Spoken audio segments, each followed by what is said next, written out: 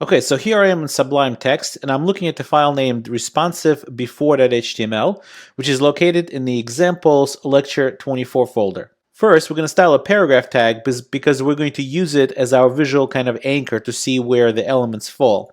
And basically, I'm just giving it some background color, some border, and giving it a specific height of 150 pixels. And I'm giving it a width of 90 pixels kind of to simulate some padding. So it's not going to take up the entire cell in our grid. It's going to take up 90% of it. And here, actually, I'm using this little trick to center our paragraph tag inside a block level element, which is going to be a div. And the way to center it is to make sure the width is specified, and then to give it margin right auto and margin left auto. Okay, so here comes our framework, our responsive framework we're going to code up. It's going to be pretty simple, but pretty effective as well. So here, first we define our row, and all that is just saying that it's going to be 100% of wherever you put the row is going to try to take up 100% of that space. And then we're going to start having some media queries. So the first one is min width is 1200 pixels, which means that if the display, the device display, is larger than 1200 pixels, all these styles will apply. And notice that what we're doing is we're defining these columns and we are marking them with LG for large, and 1, 2, 3, 4, and so on. And what we're saying is every single column, they should float left. So basically we're going to have a float-based layout. I also gave each one of them a border, but that's just so we could see it on the screen. And then what I'm doing is pretty simple and something that I've described before. And what I'm doing is I'm just saying, okay, so if it's a 12 column layout, that means each column is 100% divided by 12. So that becomes 8.33%. Well, the 2 columns is 100 divided by 12 times 2, and that's 16.66%. And so on until we get to column large 12, and that's going to take up 100% of the entire grid. And these are the styles that we've defined for large screen devices. Now, what about medium screen devices? What we're going to do is we're going to have a range. And I picked the lower part of the range to be 950 pixels, which is not exactly the standard. Twitter Bootstrap has a different number that it uses, but I just picked this for demo purposes because I'm going to need it to demonstrate something for you, and you'll see that in a minute. And again, I'm listing all these classes, and again, they're going to be left, floating left, and again, I'm giving them a border. And this time I'm doing the same thing, except I am now calling this MD for medium. And since these classes don't really exist outside of these media queries, it means that I could specify for different devices different layouts depending on device size. So I could, for a smaller device, for example, specify layout expressed in MD and medium devices columns, or medium devices classes. And for a larger device, I could express the same thing with LG, larger devices. So I could give the same element 2 different classes, and I know I'm guaranteed that only one of them will apply at a time, since my media queries don't overlap. So both classes will never really be existing at the same time. And I could define more of these media queries, but for demonstration purposes, let's stop here and let's take a look at our HTML. Well, again, we have our H1 just to announce to the world what we're trying to do. And here we have one single row. And a single row contains 8 divs. It contains 8 items, 8 divs. Each one has a paragraph that says item 1, 2, 3, 4, all the way to 8. And notice the classes that I'm assigning to each one.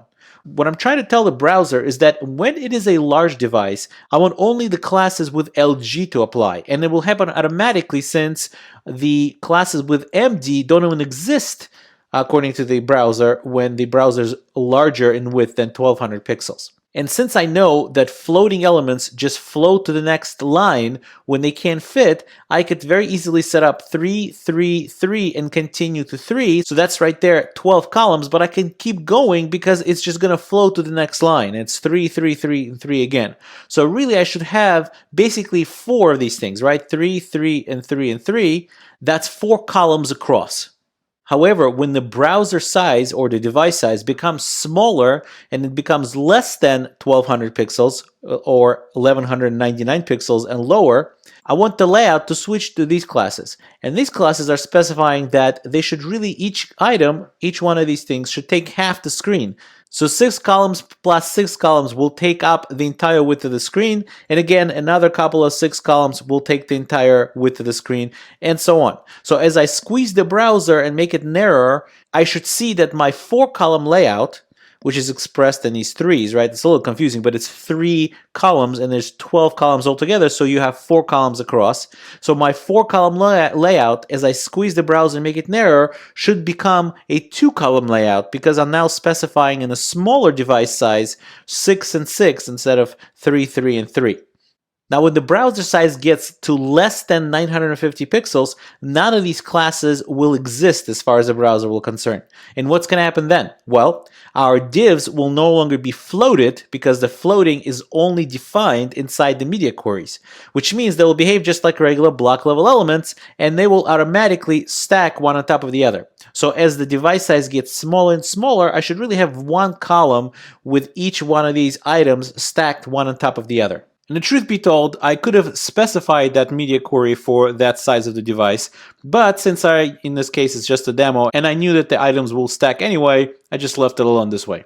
Let's go ahead and take a look at what this looks like in the browser. Okay, so here's our 3, 3, 3, and 3 layout, which gives us 4 items across, and it's just spilling over to the next line and gives us another 4 items across again. And notice if I squeeze the browser, in fact, what we're going to do is we're going to open Chrome Developer Tools. So as I squeeze in this corner right here, you'll see the pixel size of the viewport. And as I start squeezing the browser, you see it jumps to 2. Right? As it gets closer and closer to 1200, once it gets past 1200 pixels, right, it becomes now 6 and 6 column layout, which means that now we're taking up half the space of the entire width of the browser.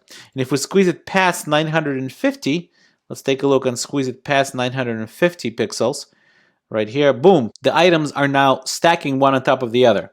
And obviously as I pull it back apart or pull it wider, it becomes back to our 3, 3, and 3 layout, 3, 3, 3, and 3 layout 4 times, and now we have 4-column layout across. So that's pretty cool. So it seems we're done, and we could now serve this website to regular mobile phones. So let's take a look at what this site looks like on an iPhone 6, and I'll go ahead and record the screen of it. Okay, so here I am on my phone, and I'm serving up the website using this tool called Browser Sync. And we're going to talk more about this tool when we get to the development of a real restaurant website just in a few lectures. But for now, bear with me, and you could barely see here, so let me zoom in here, right here. Responsive before the HTML, I'll go ahead and click that. And here we go. So here we have our website. But something's really strange. I thought if we go on a mobile site, that's a pretty small device, we wouldn't have 2 columns, we would have 1 column because it's such a small device. It seemed to have worked in our browser. Why isn't it working on the phone? Well, let's go back to the browser and investigate this a little bit.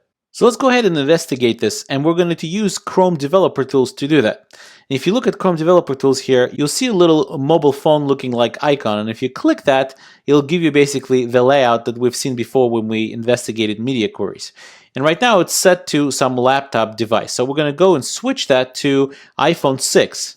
And when we switch to iPhone 6, it tells us that we should reload. Let's go ahead and do that.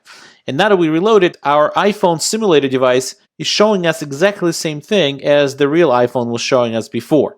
Let's take a look at one of these elements that was supposed to take up the entire screen and for some reason is only taking up half. Let's go ahead and take a look at its box model sizing. So let's take a look here. This div right here is saying that it is 480 pixels wide. And that's really impossible because the screen itself is only 375 pixels wide. So what's going on here? Well, Chrome Developer Tools is actually giving us a hint as to what's going on here. Take a look at the right side of the screen. It's showing you the zooming level of the phone simulator. What it's telling you is that it's only 40% of its 100% zoom. It basically just means the phone zoomed out. And this is really a default feature on all the phones. They try to zoom out on websites that don't tell them to do anything different so they could try to fit the entire content into the viewport of the phone. So how do we tell the phone's browser that, no, this is actually a responsive website and you don't need to try to zoom out, just stay at the regular zoom level? Well, the way we do that is by specifying a special meta tag. Let's go ahead and switch to our code editor again, and we'll go all the way to the top, and we'll place one more meta tag here, and the name of this meta tag is called viewport. And what we need to tell it is that the content of our viewport is, first of all, consider its width to be device width. Don't try to zoom out. And also its initial scale to be 1. And we'll close the meta tag. So now, with this meta tag in place, the browser will consider the device width as the width of the viewport. And its initial scale factor will be 1, meaning it won't scale anything up or down. And now let's go ahead and switch back to the browser, and you see that now it switched to being 1 column. Just for fun, let's go ahead and try it out on a real phone and see if it worked. Okay, so here we are again. We're trying to serve up this responsive before the HTML. Let's go ahead and click on it. And sure enough, we could see that it worked. It now is only 1 column, and we could scroll up and down, and it is indeed 1 column layout now. So in summary, we went over the idea and the need of responsive design. And we talked about the 12-column grid layout, which is the most common and most convenient grid layout there is out there right now. And we spoke about the fact that in order to achieve fluid width, we actually use percentages to specify the width of each column and different items within the columns as well. And we also spoke about the fact that we needed to tell the devices out there that they should not try to zoom out and try to fit all the contents they can. Instead, they should behave as they are, mobile devices with more narrow screens and smaller screens. And the way we tell those devices all this information is by using this meta tag, the viewport meta tag. Next, we're going to start getting introduced to the Twitter Bootstrap framework.